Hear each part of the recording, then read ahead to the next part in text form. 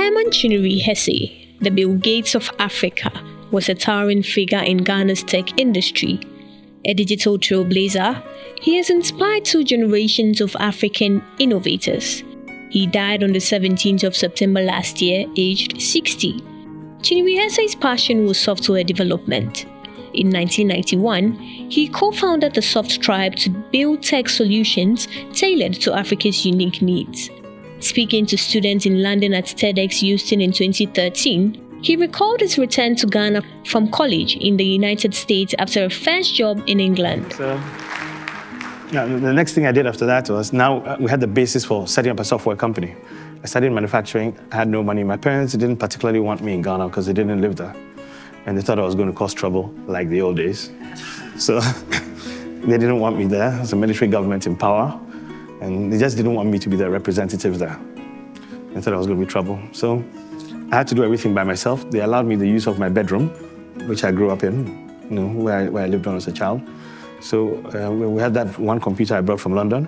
And once we had this contract going, I hooked up with an old classmate who still lived in Ghana, and we worked together. So he was doing the sales and I was doing the programming. We were doing the sales together.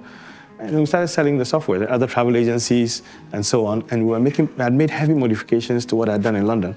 So it became very sophisticated. We pulled out a point of sale system out of it. So suddenly, over the next couple of years, maybe 60, 70% of the point of sale installations in Ghana are running off stuff we did. And we started doing our friends' poultry farms, construction companies. A lot was pent-up demand for people who could program. Then we started hiring people. Then I started training. And thankfully, I studied manufacturing. And we were taught all the manufacturing techniques, the assembly line stuff and so on. So a few other software companies sprang up around that time. We survived the best because I was head of technical and my mindset was factory. My mindset wasn't craftsmanship. So we set up such that we could pick somebody off the street and within a month he's doing pretty effective work. That's what the other company, you have to be a little gangster.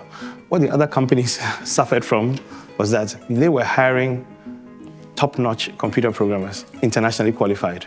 One, they were expensive. We all didn't have money then. Two, on a whim, they could walk up to the US Embassy, get a visa and go and work for Oracle. And that's what they were doing. So none of their projects were finishing.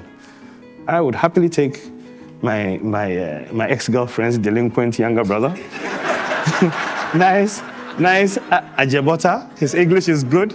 Just smoked a little too much weed. And now he has reformed. And his maths was very good in the days when he was in school.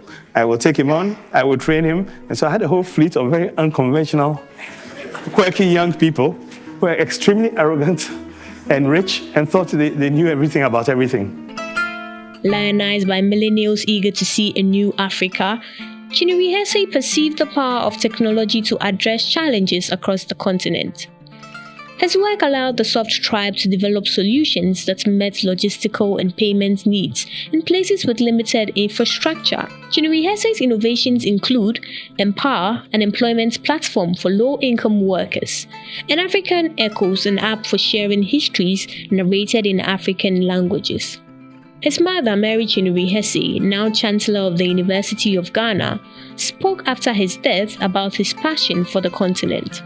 My hope is that his dreams will be carried forward because he dreamed big.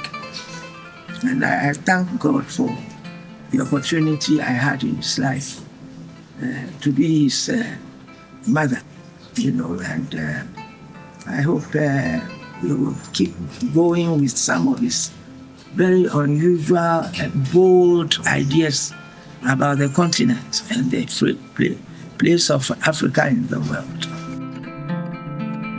Herman Chinery-Hesse's projects not only solved problems in Africa, but also showed the world the ingenuity of pioneering techpreneurs who believed, as he did, in innovation designed and made by Africans for Africans.